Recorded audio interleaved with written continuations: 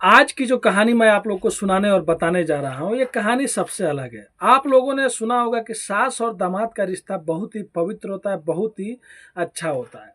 लेकिन उत्तर प्रदेश के एक जिला लगता है कासगंज, वहीं से एक न्यूज आ रही है, एक खबर आ रही है, जहाँ पे एक फोटो वायरल होता है। और वो फोटो जिसके भी मोबाइल पे जाता है, हर कोई देखने के बाद ये सोचने लगता है कि इन दोनों में आखिर में रिश्ता क्या होगा, क्योंकि जो महिला होती है उसकी उम्र ज़्यादा होती है, जो लड़का होता है उसका उम्र कम होता है। बहुत से लोग तो अब सोचते हैं कि इसका वीडियो भी देखा जाए, फोटो वायरल हो रहा होता है। तभी उत्तर प्रदेश के एक जिले से, जहाँ पे एक थाना लगता है, वहाँ से फोन जाता है और एक गांव में फोन जाता है। और फोन जाने के बाद पता चलता है कि उनकी लड़की का हत्या हो गया है।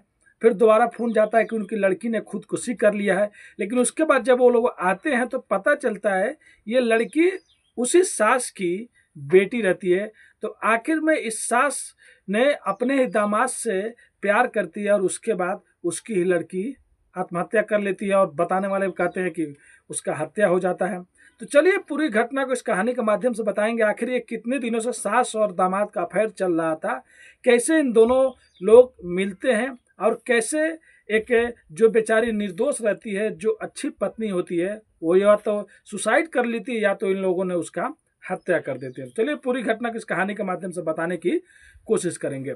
तो नमस्ते, आदाब, सत श्री अकाल। आज की जो सच्ची घटना मैं आप लोग को सुनाने और बताने जा रहा हूँ, ये उत्तर प्रदेश का एक जिला लगता है कासगंज, और कासगंज जिला का एक थाना लगता है सिद्धपुरा का क्षेत्र, एक गांव लगता है नगला पसरी। बात 5 अक्टूबर 2025 की रहती है, शाम 7 बजे की, जब वहीं से एक फोन जाता है थाना गजौडवाड़ा, गांव अकबर नगर में, कि एक लड़की है जिसकी हत्या हो गई है। उस लड़की के घर पर फोन जाता है। फिर दोबारा फोन जाता है कि ये लड़की ने अपनी सुसाइड कर लिया है।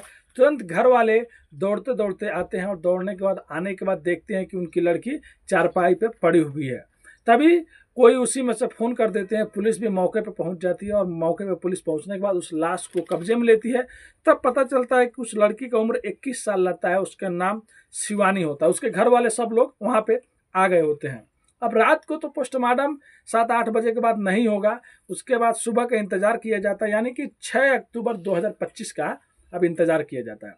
जब 6 अक्टूबर 2025 को अस्पताल में अब पोस्टमार्टम होने वाला रहता है, तभी उस लड़की के जो घर के लोग रहते हैं वो लोग भी पहुंचते हैं, जो सास हो गए और भी कुछ लोग पहुंचते हैं। लेकिन ये जो लड़की के अपने माँ बाप रहते हैं, उसके घर वाले रहते हैं, ये लोग एक तहरीर भी दे दिए रहते हैं। कहते हैं कि हमारी लड़की का हत्या हुआ और इस हत्या में उसकी सास, ननद, देवर, उसका पति, सब लोगों ने मिलजुल के मतलब मेरी लड़की शिवानी का मर्डर किया है। और वही एक दिन बाद जब पोस्टमार्टम होने वाला रहता है तो उसी लड़की की सास पहुंच जाती है और जाके कहती है कि आप लोग चाहे जो भी कीजिए, चाहे मेरे को मारिए, चाहे धक्का दीजिए। बहुत से लोग कहते हैं कि आप लोग यहाँ से चले जाइए हॉस्पिटल से, जब आप ही लोगों ने ये सब कांड किया है। उसके बाद वो गुस्से में आ जाती है उसके सास और एक कहानी सुनाती है। कहती है आप लोग मुझ पर इल्ज़ाम लगा रहे हैं, ठीक है, जो करना है जो कही है, लेकिन उससे पहले मेरी बात सुन लीजिए। अब जो लड़की की सास रहती है वो कहती है कि मेरे बेटे का 2018 में शादी हुआ था, जिसका नाम प्रमोद था, शिवानी से शादी हुआ था। अक्सर मेरा बेटा जब आता था घर पे तो हमेशा ससुराल में ही जाके, अपने ससुरारी में ही जाके रहा करता था। इसके लिए कई बार मैंने भी उसको डांटा था, कई बार शिवानी ने भी उसको डांटा था। लेकिन बाद में एक और कहानी सामने आती है। पता चलता है कि शादी के 6 या 8-10 महीनों के बाद जो प्रमोद रहता है, अपनी बीवी को में दिलचस्पी कम, अपने सास में दिलचस्पी ज़्यादा होने लगती है। अब धीरे धीरे सास से नज़दीकियाँ बढ़ने लगती है। अब घर वालों को ये सब चीज़ मालूम नहीं है, इधर शिवानी पत्नी को भी मालूम नहीं है। वो कहती है कि मैं तो घर पर रहती हूँ, फिर आप वहाँ पर बार बार क्या करने जाते हैं, उसको भी कुछ मालूम नहीं रहता है। अपने वो पापा को भी शिवानी बोलती है कि आप इनको समझाइए कि वहाँ पर क्या करने बार बार जाते हैं। वो पिता कहता है कि अब चलो दामाद है तो क्या कह सकते हो, उसको घूमने का मन होता है, वो चला आता है यहाँ पे। लेकिन एक दिन शिवानी के पिता अपने पत्नी यानी कि जो प्रमोद की सास लगेगी उसके साथ में आपत्ति हालत में देख लेता है एक रूम में। देखने के बाद वो तुरंत जाकर उसका बोलता है कि तुम लोग को शर्म नहीं आती, तुम लोग ये सब क्या कर रहे हो।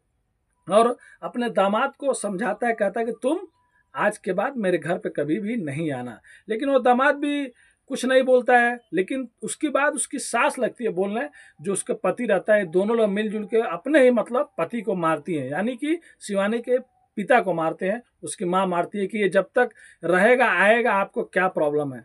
अब वो बेचारा मार खाने के बाद वो भी करता तो क्या करता, लेकिन इधर शिवानी को भी पता चल जाता है और शिवानी के घर वालों को भी पता चल जाता है कि इन सब में अफेयर चल रहा है।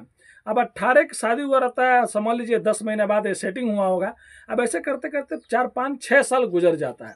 शिवानी हमेशा कहा करती थी, अपनी माँ को भी समझाती थी कि माँ ये सब गलत बात है, अपने पति को भी समझाती थी, लेकिन ना तो पति मानता था ना उसकी शिवानी की माँ मानती थी। मतलब दोनों लोग का प्यार परवान चढ़ रहा था।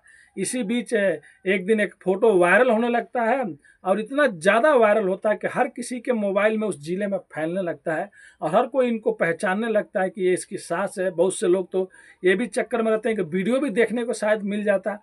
और इसी बीच 5 अक्टूबर 2025 की शाम की बात रहती है, जब सब कोई खेतों वोतों में गए होते हैं, तभी ये शिवानी जो रहती है वो मतलब ये दुनिया छोड़ के चली जाती है, सुसाइड कर लेती है।